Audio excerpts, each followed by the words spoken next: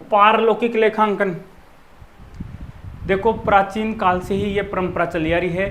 भारत में धार्मिक मान्यता है कि ब्रह्मा जी ने जो पृथ्वीलोक के व्यक्ति हैं उनके पुण्य पाप शुभ अशुभ कर्मों का लेखा जोखा रखने के लिए यमराज को नियुक्त करा था कि कौन सा व्यक्ति कैसे कर्म कर रहा है, उसको वैसे जैसे कर्म करेगा उसके आधार पर उसको परलोक यानी पृथ्वीलोक के अलावा अन्य लोक है वहाँ पर उसको क्या मिले, दंड मिले।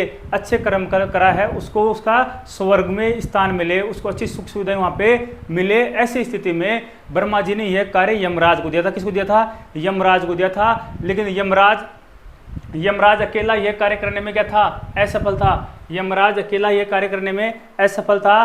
तो ब्रह्मा जी के कहने के बाद में यमराज ने जब इस लोगों का लेखा जोखा रखने लगा, लोगों के पाप पुण्य का लेखा जोखा जब कौन रखने लगा? यमराज रखने लगा। यमराज के पास कार्यभार बढ़ गया। ऐसे में यमराज देखा कि मैं तो लोगों को उठा के लाने वाला काम ही कर सकता हूँ, ये लेखा जोखा रखना मेरी बस की बात नहीं है। इसके लिए तो कोई योग्य व्यक्ति चाहिए, विशेष पढ़ा लिखा व्यक्ति चाहिए जो लिखने में माहिर हो, संपूर्ण लेखा रख सके। ऐसे व्यक्ति की आवश्यकता है। ऐसे में है ये ब्रह्मा जी से निवेदन करता है कि ब्रह्मा जी मेरे को ऐसे व्यक्ति की आवश्यकता है जो मेरी इस मामले में सहायता कर सके। तब ब्रह्मा जी ने लगभग 1000 वर्ष तक तपस्या की और ऐसे ब्रह्मा जी की तपस्या के आधार पर ऐसे व्यक्ति का जन्म हुआ जो क्या था? ऐसे कार्यों में क्या था?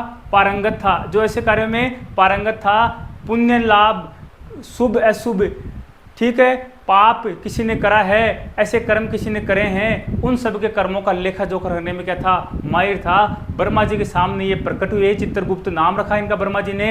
इनके हाथ में एक पेन था, एक दवात थी और एक पाटी थी लिखने वाली। ऐसे में इनका चित्रगुप्त नाम रखकर भगवान ब्रह्मा जी ने इन्हें किसकी सहायता के लिए नियुक्त कर दिया? यमराज की सहायता के लिए नियुक्त कर दिया। तो अपनी मान्यताओं के अनुसार अपने सभी पाप पुण्य जो अपन शुभ अशुभ कर्म करते हैं उनका सारा लेखा जोखा कौन रखता है? चित्रगुप्त रखता है। जैसे ही हमारा पृथ्वीलोक से नाता टूटता है और हम परलोक में गमन करते हैं तब भगवान हमारे पाप पुण्य का हिसाब किताब देकर हमारे को उसी के अनुसार सुख सुविधाएं या दुख सुख प्रदान करता है, हमें हमारा फल देता है। ठीक है, तो चित्रगुप्त था।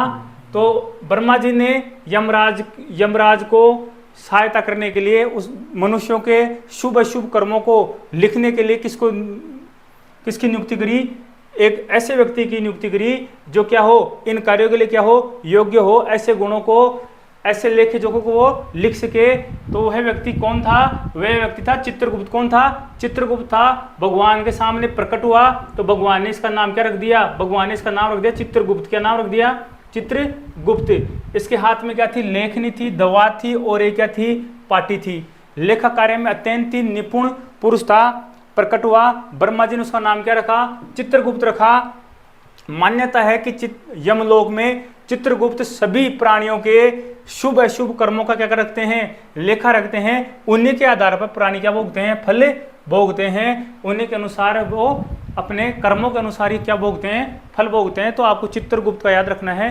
जैसे चित्रगुप्त प्राणियों का लेखा जोखा रखता है वैसे ही अकाउंटेंट, अकाउंट्स अधिकारी, लेखा अधिकारी, लेखाकार, ये जूनियर अकाउंटेंट, ये सब क्या रखते हैं? ये सब सरकारी कार्यालयों का लेखा जोखा रखते हैं। उसमें इनको निपुण माना गया है। तो एक तरह से जैसे मन धार्मिक मान्यताओं के अनुसार चित्रगुप्त जो काम मनुष्यों के लिए कर रहे हैं, परलोक के लिए कर रहे हैं, पृथ्वीलोक के लिए कर रहे हैं, वैसे ही हम सब राजस्थान सरकार के लिए, ठीक है, वैसे ही अगर कोई प्राइवेट में काम कर रहा है तो वो उस संस्था के लिए ये अकाउंटेंसी का काम करते हैं। तो इस कार्य के लिए विशेष योग्य व्यक्ति की आवश्यकता होती है।